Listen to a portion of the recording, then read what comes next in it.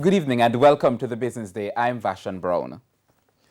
The Bank of Jamaica minted its first batch of central bank digital currency CBDC today. 230 million Jamaican dollars in CBDC will be issued to deposit-taking institutions and authorized payment service providers participating in the pilot exercise, which will end in December. The CBDC will be exchanged for physical Jamaican currency, with the institutions participating in the pilot. Now, speaking at a ceremony held at the Bank of Jamaica, the Finance Minister, Dr. Nigel Clark, said rapid progress has been made with BOJ's CBDC project, especially in light of its importance in the creation of a digital economy. Dr. Clark says the legislative amendment to accompany CBDC will be in place before the end of the fiscal year.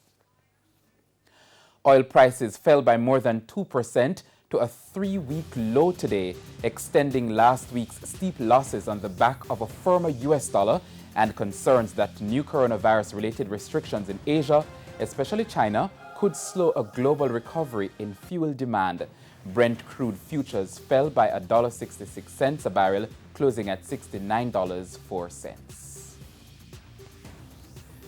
The JC Index declined by 3,831 points, while the Junior Market Index lost 6 points. Among the winners were SSL Venture Capital Jamaica, Cayley Group, First Rock Capital Holdings US dollar shares, MPC Caribbean Clean Energy, and the Siboney Group.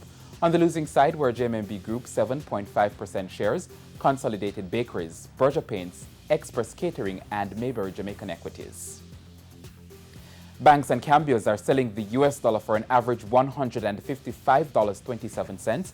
The Canadian is trading at $124.56.